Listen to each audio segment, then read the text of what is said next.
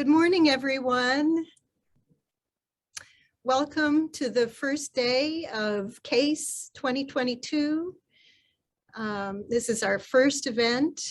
My name is Noelle Morissette. I am the Program Director of African American and African Diaspora Studies here at UNC Greensboro.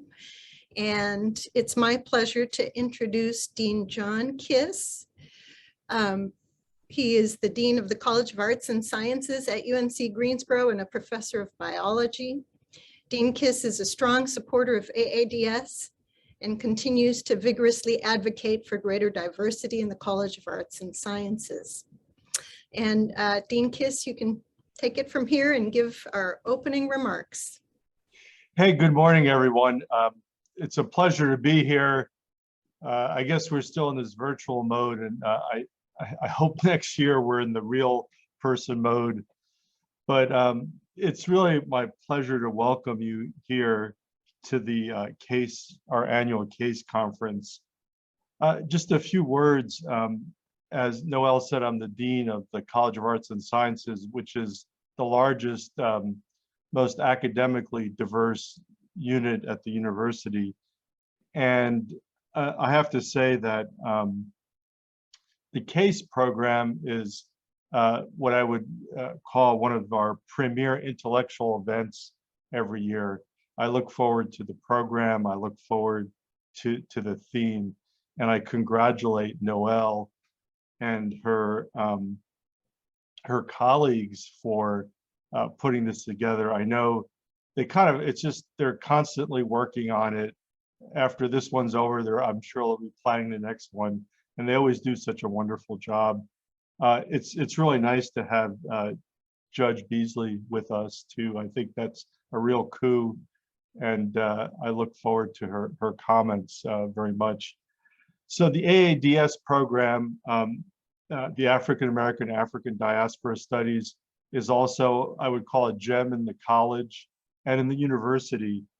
It's a wonderful interdisciplinary program. Most of the people who participate, the faculty, are from the college, but we certainly have other units at UNCG. I think the program has always been a strong one, and I think it speaks to us. It speaks to me, particularly, I would say, in the last 2 years or so, given the sort of the racial issues and the climate we've had in the United States.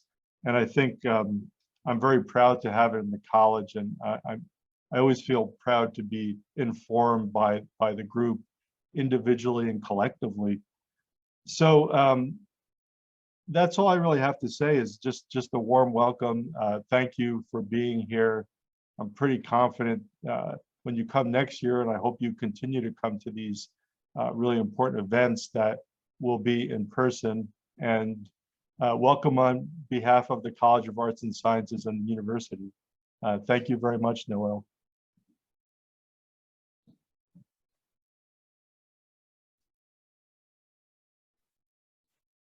We have Dr. Ruffin Adams to introduce Honorable Cheri Beasley. Good morning. I am Dr. April Ruffin Adams. I've been here in the African American African Diaspora Studies program since 2016. And it is a place that I love dearly.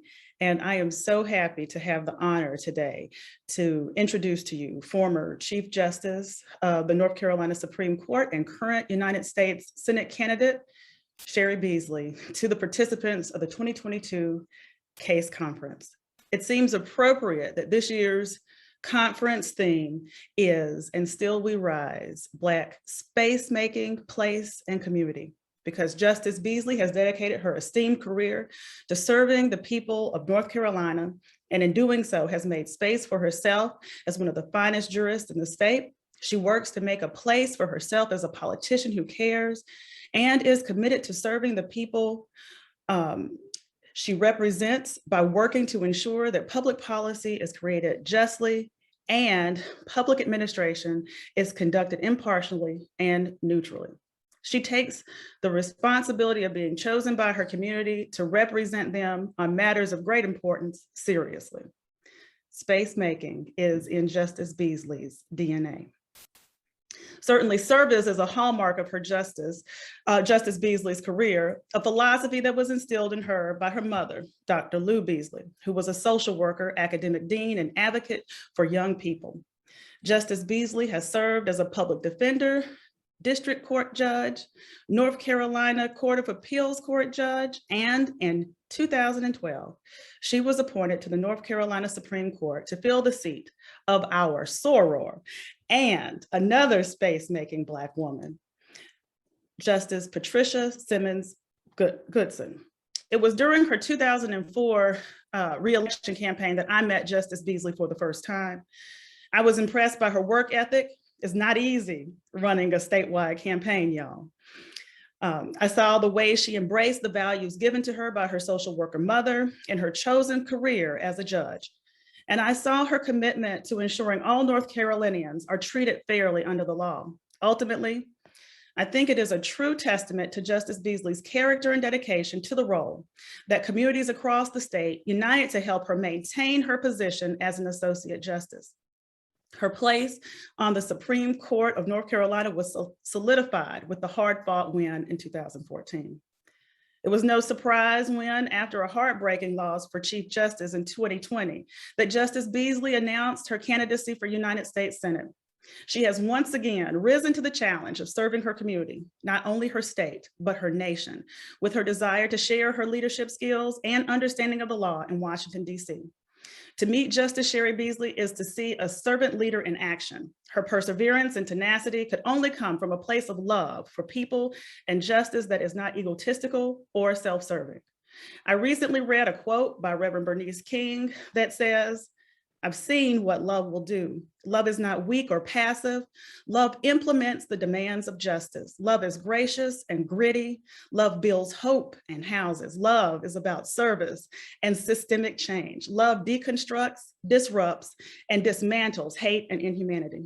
Indeed, we have as our guest speaker today, a chief who displays a love of service, community, and justice. Please welcome to the CACE conference, Justice Cheri Beasley.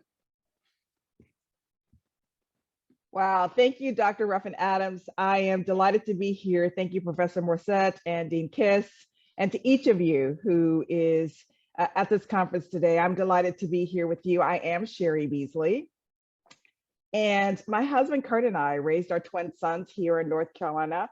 I have served the state of North Carolina for 22 years as public defender, as judge, as Chief Justice of the Supreme Court of North Carolina. And I've really worked very hard to keep our community safe and to protect our rights and to make sure that I was respecting the rule of law and upholding the Constitution, and to make sure that we're applying the rule of law fairly to all people.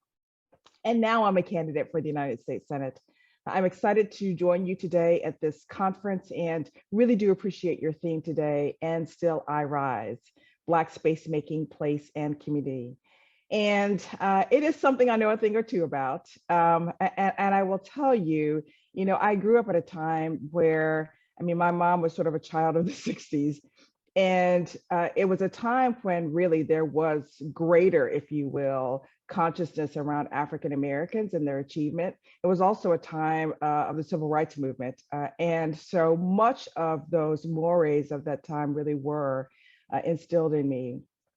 But I will tell you, this conference is deeply important because it really does help us all to really fully appreciate all that each of us can possibly be. And this conference is never just about this moment. It really is about the young people who are here today. And it is also, even in the ways you cannot possibly even fathom at this time, about the ways in which you will make this world better for the next generation behind you. We know that there are so many people who are serving as university deans and elected officials and physicians and scientists and inventors. And so much of this conference, I'm sure, will be about celebrating those accomplishments, but also sharing the fact that Black people are literally all over the world, which is a beautiful thing.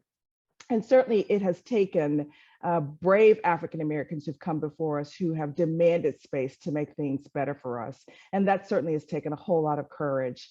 I often think of and consider a very dear friend, Chief Justice Henry Fry, who was the 25th Chief Justice of the North Carolina Supreme Court. He was also the first African-American legislator here in North Carolina and the first African-American Chief Justice at a time when he tells a lovely story that on his wedding day, he came down the aisle as his wife was coming down the aisle to meet her groom, that he did not have the right to vote. And so he was sharing that story with her on their wedding day. And she just said to him, honey, can we like get married first, right? Which is just a lovely testament to their love and to their relationship, but also to how far we've come. I do always honor my mother, the late Dr. Lou Beasley, who did earn her PhD. I was 10 years old. And she did become a university dean and leader in her field. And she really was quite an example to me and so many people, because she always felt a responsibility, not just to me, but to so many people around her. And I also, of course, think about my own experiences. As an attorney, it was only then that I ever saw an African-American woman presiding in a courtroom. And that was then then Judge, but now Justice Patricia Timmons Goodson. And I can tell you, for me, it was life-changing. So I will always offer to the young people, I know it can be scary to reach out to people who are doing things that you might find interesting or you may even be interested in, but please don't hesitate to do so, because often the way you do that distinguishes you from those who may send an email, just call for coffee or something like that. But I can tell you, just meeting her was really life-changing for me and set me on a course that I never, ever considered for myself.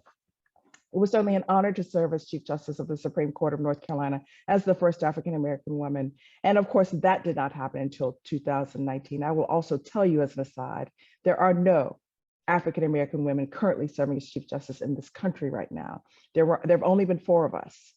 And right now, there are only 24 women currently serving in the United States Senate. And of course, there are no African-American women. And North Carolina has never had an African-American to serve in the United States Senate.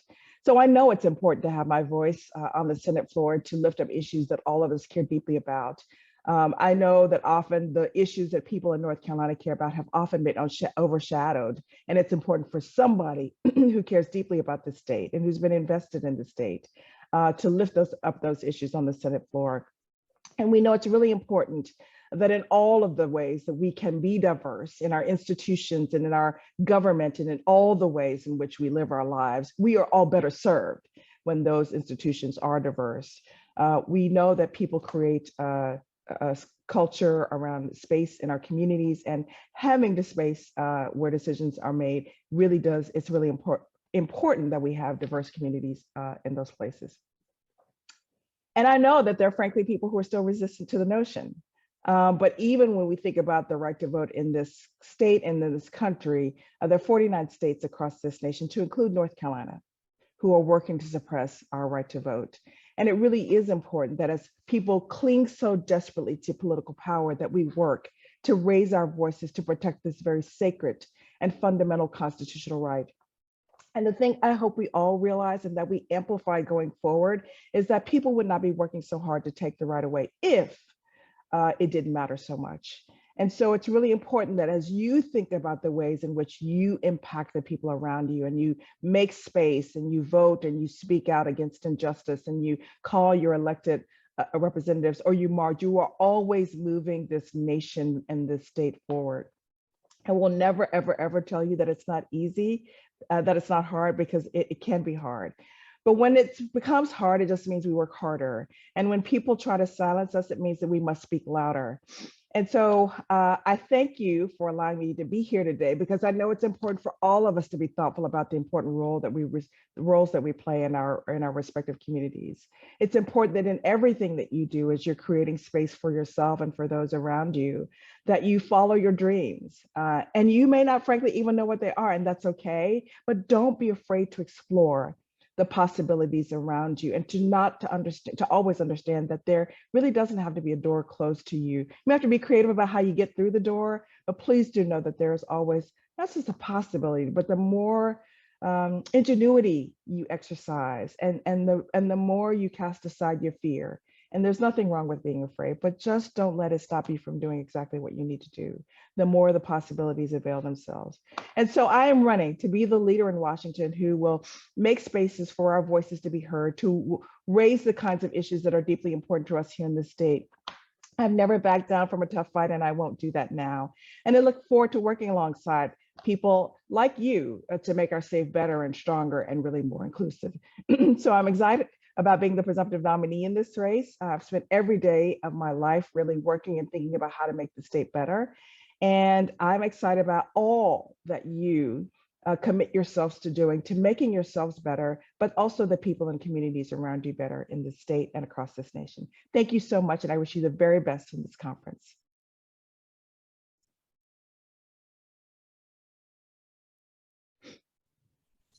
Thank you so much, Justice Beasley.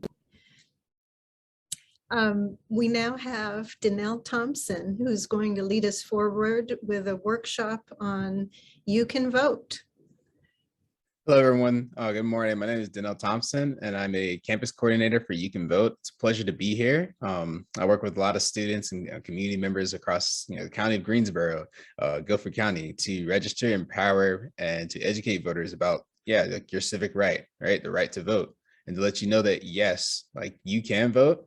And so before I begin, I just want to thank the African American Diaspora Studies for inviting me to speak this morning, and you for listening this morning as well.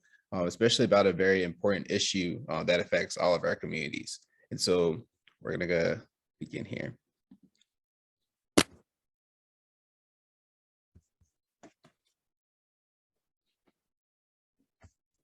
And Ms. Morissette, is it okay if I share my screen?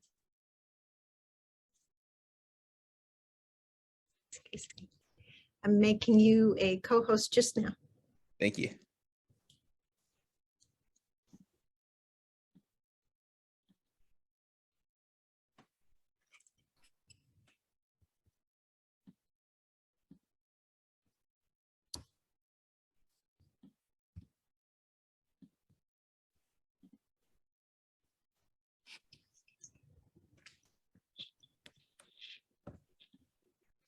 All right, so that's my contact information. If you need to contact me at any point, if you need to contact me after the conference, you can contact me at Deanelle@youcanvote.org. So I'll just give everyone a minute to write that down if you need to, and to save it as well.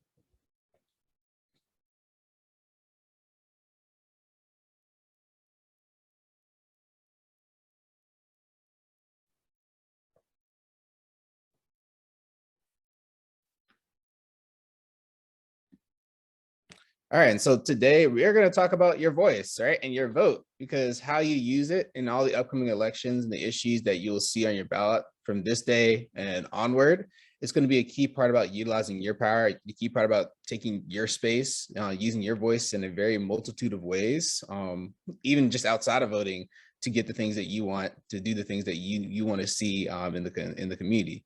So this year, we have a couple of elections that are coming up. All right, so we have one in May for our primaries. We also have another one in November for our general elections. So there's going to be a lot to cover and a lot to go through during this workshop today. And just definitely a lot of opportunities that you can utilize to have your voice heard, especially in politics, right? In local politics with local issues and everything that impacts you. And so I'm going to let you know also during this conference, like how to pledge to vote so you can receive important information about voting, as well as just reminders, as well as how to go about registering to vote. And if you would like to as well know how to register others to vote, how to do that as well. All right, but however, before I begin, I'd like for all of our panelists, all of our audience members to take a moment to think about some of the things that are important to you in your community.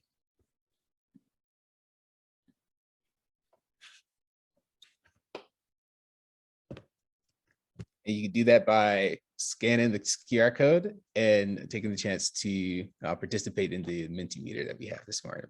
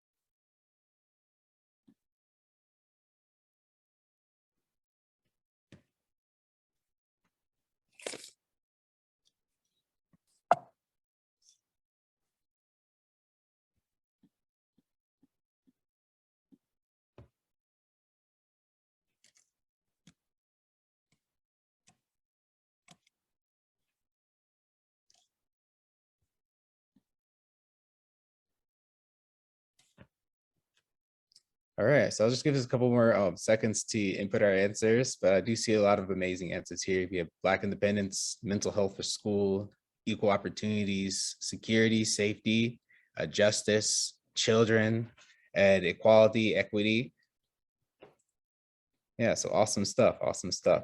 And for our audience members, I do also like to take this moment to utilize the chat function where you can input some of your reasons for why those issues are important to you.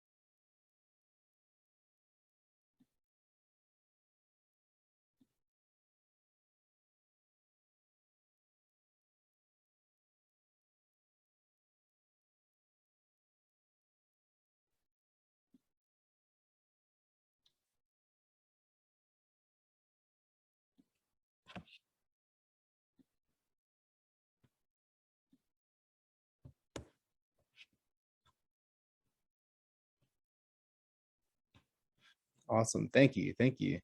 Yeah, so definitely I see a lot of cool answers. Black independence cannot be realized without land ownership. Thank you, Holiday. High school students are really struggling with mental health issues, and economic issues compound everything else. Michaela Smith, thank you as well. I believe children deserve all the resources to be successful, and many schools are lacking in resources and funding for them. These schools are in certain areas, and it is upsetting. Shelby Webb, thank you as well for the health, happiness, and civic power of everyone to make an honest country out of the USA. So I think it's very important that you all shared that. So thank you for everyone that shared, because it's very important to know that by voting, you can utilize your voice to ask for those things, ask for the things that you want to see, you want to make an impact for in your community, especially in a very complex system. And so I like to always tell the people that I work with that voting is one of those ways that we can do that, right? There are many ways to do it. Voting is just one of those ways that we can. And so like on our ballot this year, we're gonna have a lot of different issues that are gonna be affecting our communities. So as early as we discussed, we'll have a few issues that affect our education, whether that be our children, our future children, whether that be us, if we're currently going to school right now, healthcare, criminal justice with like safety and things that we want to see, civil rights and climate, among other issues that we'll see from now and in our future as well. And so like I like to touch on like our education, because I know in Greensboro we're going to have a referendum bond that's going to be on the primaries this upcoming spring that's going to affect our schools. So it's going to it's a bond referendum so that they can update our schools, renovate our schools. And so like that's just one of the examples that you can utilize your voice, your vote to push for the things that you want to see, you want done for your community. And so this unique design here is an example of one of the ways that your vote can impact your things that you want. Because a lot of times I like to tell people like your taxes, right? Your money is affected by how you vote, affected by whether you vote or not. And so this little design shows you that, right? It shows you that like your taxes can affect the different services that you see. It affects the different property taxes. And so that way, if you want to see an improved community, if you want to see a community that's better for you, it's very important to also think about how your money plays a lot in our elections and in your vote as well. And so a lot of times when I'm speaking with people, they're like, Deanelle, I don't vote. I feel like like my vote doesn't count. I feel like my voice doesn't matter. And so I like to tell them a lot of times that in North Carolina, especially our state, our local elections are impacted just by a mere like minuscule amount, right? So I like to tell people if you flipped a coin before, right, you get heads or tails, it's affected by that close of a margin, right? So they're often decided by 5 votes or less. So for example, I know in 2020, we had a judge that we were voting on, and that judge was elected just by mere stream of voters, right? And so I like to tell people that although, things happen very slowly, right? Although it takes a while for change to happen, and it can be very discouraging at times, your vote still matters a lot, right? So even by deciding to do something very small, deciding to do something very simple, you can utilize your voice to impact and make a big and large impact in all of our communities.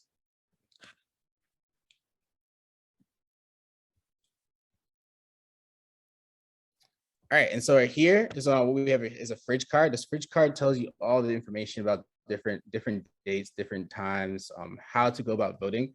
And so I like to tell people that, especially the students that I work with, that if you're 17 years old and you'll be 18 by the general election, you can register and vote in the primary elections that are coming up. All right, a lot of times people don't know this, and so they think that because they're 16 or they're 17, they can't pre-register the vote, they can't participate. But there are ways for them to get an early head start into doing so, which is great because the earlier that we're able to establish that we are all consistent voters and we develop that habit of doing that, voting, it's a good way to utilize our power to take up space in politics. And so these are the different dates here. And so, like, as you know, this date right here, March 8th, has changed to May 17th. And our general elections are November 8th. That still stands. And with our primary elections happening in April and lasting through early May. Okay. And you can visit to find all this information. You can visit youcanvote.org/what's on the ballot, and that will tell you exactly when those times, when those dates, as well as where to find this information to.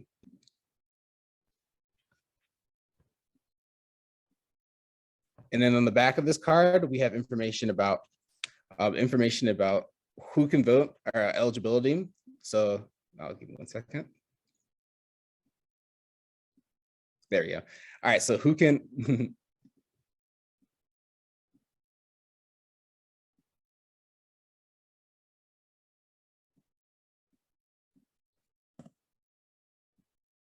all right, yeah, so on the back of this card, we have information about who can vote, who's eligible to do so. Sorry, my technology is doing things, but hang on, give me 1 second. All right, yeah, so on the back of this card, we got who can register to vote. So this just tells you about information that you can share with your family, yourself, because a lot of times people are like, okay, like, can I vote? And I'm like, yeah, you can, right? As long as you're not serving a felony sentence. And if you have served a felony sentence before and you're no longer serving it, yes, you can vote. If you're 16 years old and 17 years old, you may pre-register, something that I mentioned before. And so, like, all that information you can utilize to let people know, like, hey, like, if you think you can't vote, yes, you can. All right, as long as you're not serving any like felony terms. Okay. And there's also 3 ways to vote. There's early voting, there's election day, or by mail. Right. So I like to tell a lot of college students that you can request an absentee ballot if you're choosing to vote for, like, from home. Like, if you live in Maryland, you're like, I want to vote in Maryland. You can request an absentee ballot that way. I do like to encourage a lot of you all students, a lot of like members that are living in Greensboro to vote at Greensboro, especially since a lot of your tuition, a lot of the things that you see in your community are going to impact you, since you're spending a lot of your time, they're given the 4 or 5 years that you'll be here in school in Greensboro. Okay. I like to tell people as well is if you're moving, you have to re-register the vote. Whether that be a permanent move, whether that be a temporary move, you have to re-register. So every time you move, it could be down the street, right? You have to re-register so that they have that information on hold for you. That way you can go to the polls and you can utilize your voice to vote.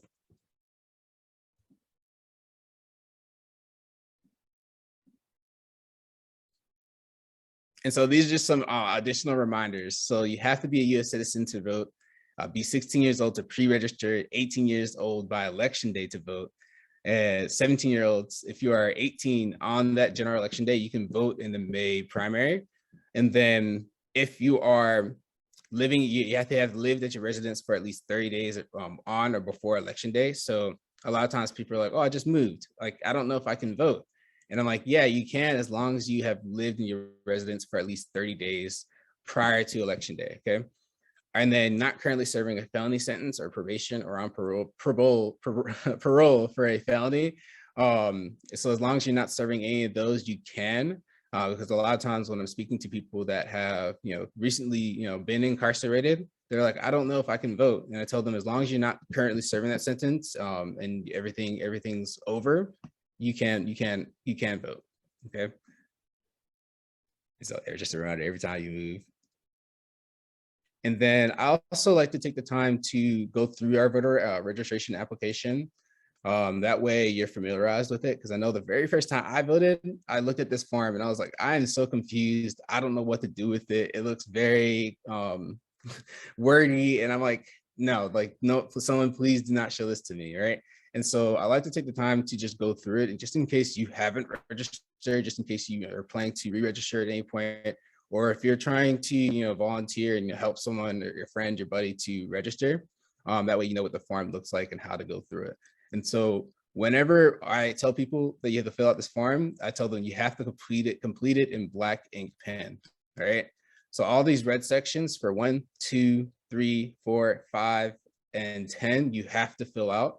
All other sections are optional, but I like to be as thorough as possible with the form because they're very, let's say like nitpicky with how they want the form to be done, okay?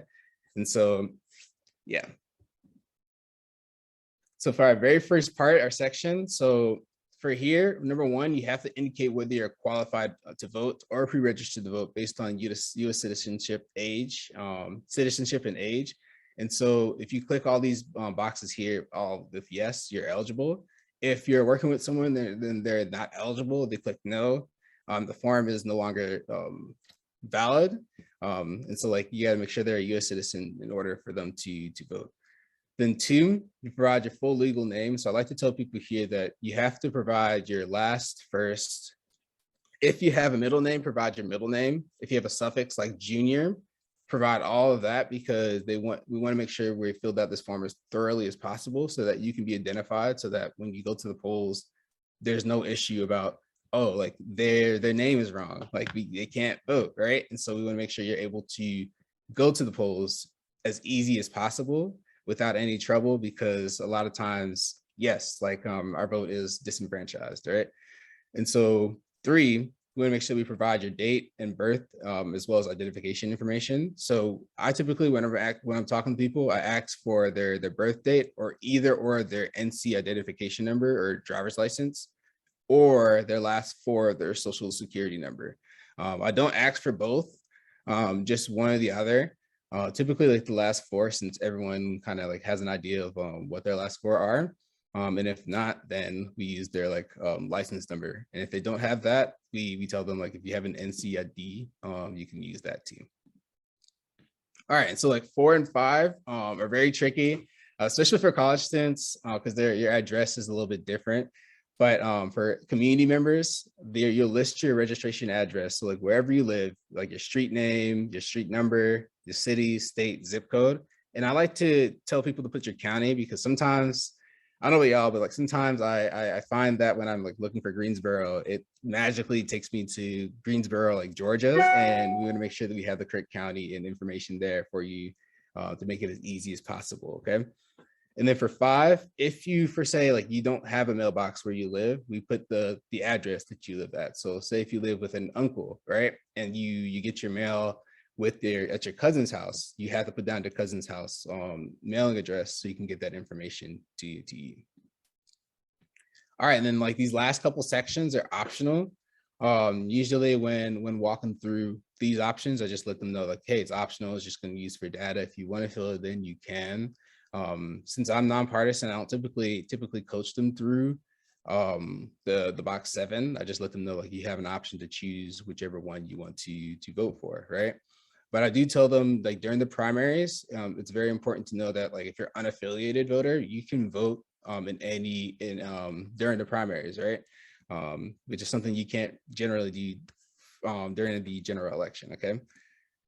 All right, and so like number 9, I like to tell them to like your phone number is crucial because it helps the Board of Elections to contact you if there are any problems, questions with the registration form. That way, if you show up, they're not like, I'm sorry, your form had some information that wasn't right, and you weren't able to fix it then.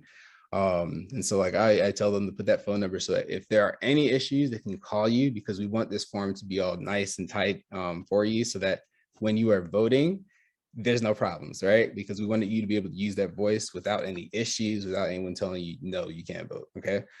10, I usually get the voter to sign this. So like whenever they're with me, I make sure they sign that and date it, because if they leave and they don't sign it, I can't submit it. So I have to make sure that they give their consent to doing so. All right, and so just some next steps. Like after you're registered to vote, you can receive your voter registration card in the mail up to like 3 weeks. You'll get a little card that tells your name. I like to say it's like a little special card. You'll get your name. They'll tell you your precinct location, as well as that you're registered to vote. And if you're ever concerned about whether you are or not, you can go to youcanvote.org/lookup. You can find your name, look up your name, and then it could tell you if you're registered or not. Okay. And spread the word, right? And so like, I like to encourage folks to vote early, as opposed to going to the general election, because when you're voting early, it's like you have more options, right? So you can get same day registration. There are less lines. No one likes lines. And you can get the things that you need there. So like I like to tell them it's the shop where you can get both candy and ice cream. All right, and so you can also figure out your dates by going to youcanvote.org/voting. And then remember, like, to keep your registration up to date every time you move, right? So a lot of times people forget. So I like to tell people like, hey, if you registered the last time since you moved, and they're like, and they think about it and they're like, yeah, I have, right? Or like, no, I haven't. And I'm like, let's get you registered. And so we do all that. All right, and some action steps that you can take, right? So if you're a student, we have alternative spring break programs, we have fellowship programs. You can definitely sign up for those programs. That way you can use your voice to impact other students, to impact your community. And then we also have paid summer civic fellows. So you can go to youcanvote.org/fellowship or youcanvote.org/students, and all that information will be there for you, because it's a good opportunity to volunteer. So like I like to tell people, yes, voting is important, but there are also other ways that you can utilize your voice to impact your community, impact the people that you care about, right? 3, you can invite a You Can Vote speaker to a virtual speaking engagement, to classrooms, student groups, or just any event you have. So like say if you're really pumped up about voting, you want everyone to know about how to vote, everyone to know why voting is important. You can ask one of us to come to a birthday party and we can speak there. A group, anything like that. And there's my information for you again, that way you can get that too. All right, and we have trainings, webinars, volunteer opportunities. So I like to tell people that another way that you can impact your community, another way you can utilize your power is to just stay educated, right? So whether you vote, whether you're volunteering, being educated and knowledgeable about the issues, and then doing something with that information is powerful too. Because a lot of people aren't educated, and sometimes we don't think that by not having information, or by having that information, we can't make an impact, but we can, right? It's just as long as we use that information that we were given. And we can find all that at youcanvote.org/events. And you can follow us on social media as well. So you can go to @youcanvote.nc. And you can follow us on Instagram, Twitter, Facebook, all those social media platforms. All right, and with that, are there any questions? Feel free to go through the chat with any questions that you may have.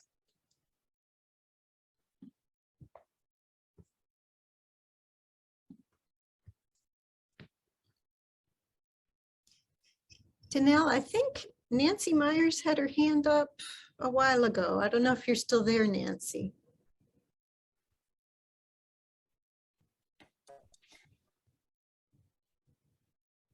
You'll need to use the chat.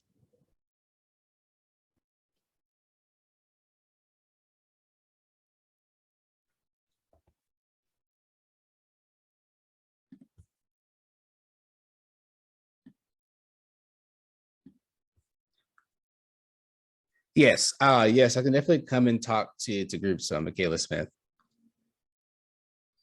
So yeah, definitely. I'm gonna put my email in the chat for you, and you can contact me there.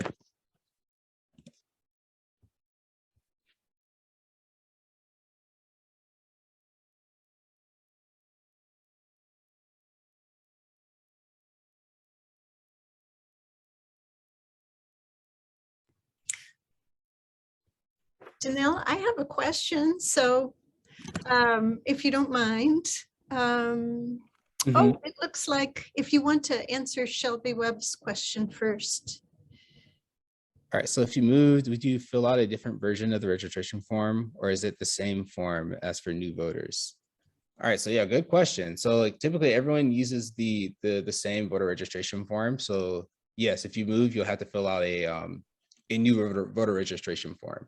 And usually I get those from the Board of Elections. And so if we were in person, I would hand you one right now. But definitely go to the Board of Elections website. You can get one there, or you can go to youcanvote.org and you can register online. Okay. And I'm going to also put that in the chat for everyone as well. You're welcome.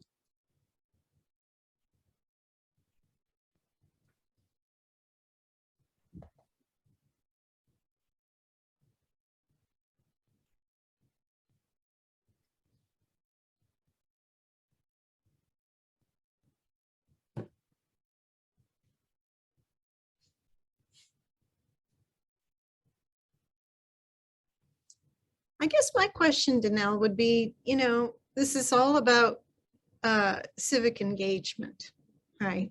Mm-hmm. So I wonder if you would be willing to share your story about how you came to the position that you now have. Yeah, so definitely.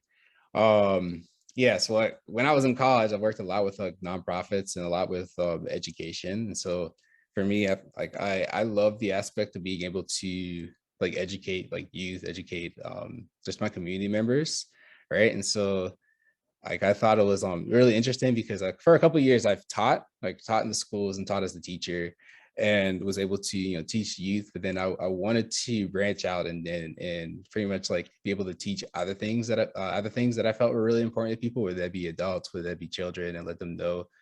So like kind of like being like a community educator, but like very like non-traditional, because like one of my goals one day is to pretty much start my own little like space where I can like teach people different skill sets and different things that are very important. And so I found myself, coming to You Can Vote because it was something I felt like I was really passionate about, because one, I feel like voting and being able to exercise your voice, but also to volunteer and to like do work in the community is very important, because that's one way, like if for the overall theme of this conference, that's one way to like you make that space to utilize your power in like your different way. So yeah, so like I talked to my director and let her know like, hey, like this is what I'm passionate about. This is why I want to do it, because it makes a big impact to one, not just vote, but also to be engaged, to be in the know. Because that way you can impact different things in your community, whether it be small, big, or otherwise. Thank you for the question.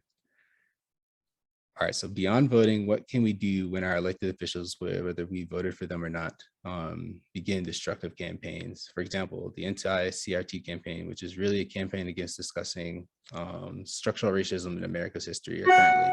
How do we change or stop the negative change from happening?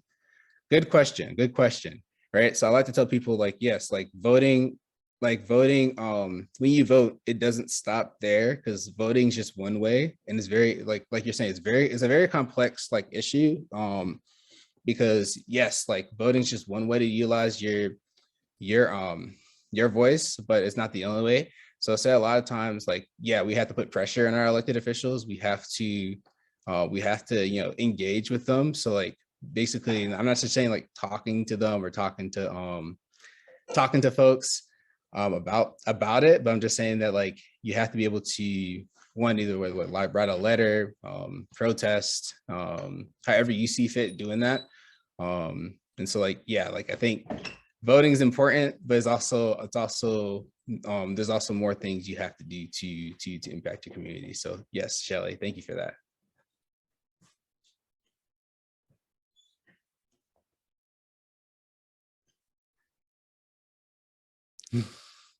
Thank you. And, are there any other questions?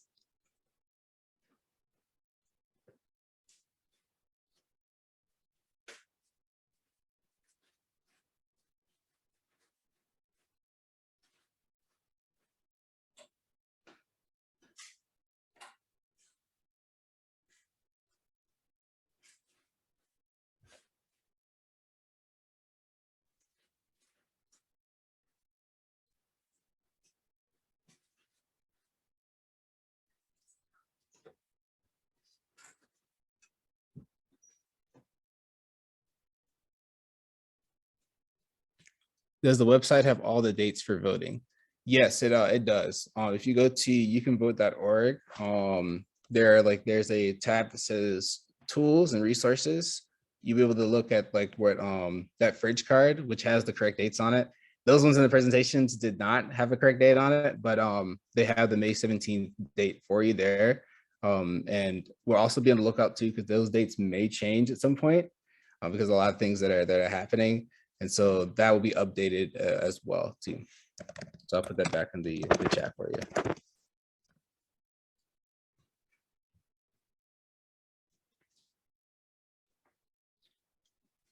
All right, so what is the benefit of registering as unaffiliated? So unaffiliated, when you're voting for the primary election, you're able to vote for whatever party that you want, right? Something you generally just can't do during the general election. So that's the benefit of that. And also options, you got choices as well. What day is the last day to register to vote for the primary? Good question. So the last day to register to vote for the primary, I'm gonna look that up for you. I'm gonna show you where to go to find that. So if you go to youcanvote.org, there's a voter guide. 1 second.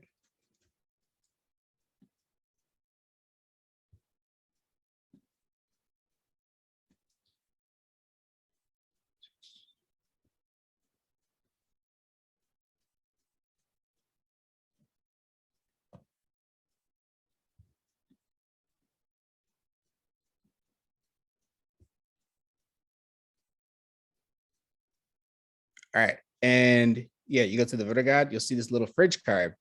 And so the last day to vote for the primary election is going to be May 14th. The first day will be April 28th.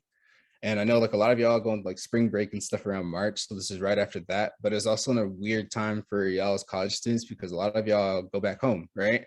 So it's going to put you on a spot because you're going to have to decide whether you want to vote in Greensboro or you're going to vote back home. And also make a plan to vote because I know like moving sometimes it's a lot. And so like sometimes you can get preoccupied with that. So yeah, good questions, y'all. All right, and it is just as important to vote for senators and governors as they implement laws specifically for our state as it's a vote for the president. Yeah, it's a good one. Yeah, and so like it's definitely important to be able to vote for like local and state politics because a lot of that stuff I like to tell people that it impacts you a lot much more than the president does because they're the ones that are are working with you day to day. They're the ones that you have a lot much more access to as well. And so yeah, a lot of times you have to engage with them because if you don't, then like you're not going to be able to make the change that you want to change.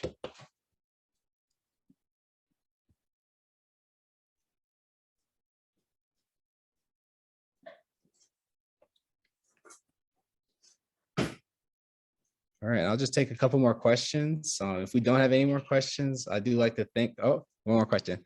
Advice to advocate for civic engagement for felons and incarcerated folks. Laws affect them too and their voices matter. Yes, they do. It's a very tough issue, but I'd say like, yes, just like being up to date about it, as well as, as well as like letting people know that like, yeah, like civil rights, criminal justice matter a lot, especially in terms of like how we go about them. It matters a lot. And so I say like the advice for that is just to, continually educate yourself, but also to advocate for them as much as possible. So whether that be getting them to understand that, yeah, like after you served your sentence, you can vote. It's not the end of like utilizing your voice to make an impact, or whether that be working with a lawyer to advocate for them on their behalf. And so there's a multitude of ways, whether that be like starting your own company to advocate for felons, which is very possible. So don't let anyone know that, don't let anyone think that you can't start something like that, because you can. Because there are a lot of organizations that do so and whatnot too. And so like, yeah, so like I think a big impact is just to let them know like, hey, like you can vote as long as you finish serving your sentence, or just working with community members, working as a collective to help incarcerated folks.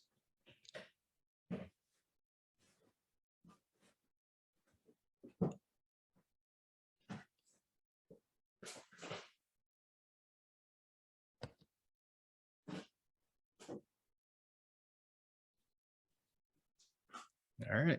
And with that, if you have any more questions, feel free to email me at Deanelle@youcanvote.org, and I can answer them for you. Or if you want to, you want to chat about what I do, I can definitely let you know about a little bit about what I do, and whatnot too. But thank y'all for having me. Thank y'all for the great questions that y'all had this morning, and enjoy the rest of the conference. Thank you so much, Deanelle. Thank you. So we have another panel with a different link coming up at 10 o'clock. These are our keynote speakers. So we're just going from one storied speaker to another, but thank you so much to Dr. April Ruffin Adams, to Mr. Deanelle Thompson, to Justice Cheri Beasley and her team, and to Dean John Kiss for joining us this morning and kicking off CACE 2022, Black Space Making Place and Community. Take care, everyone, okay?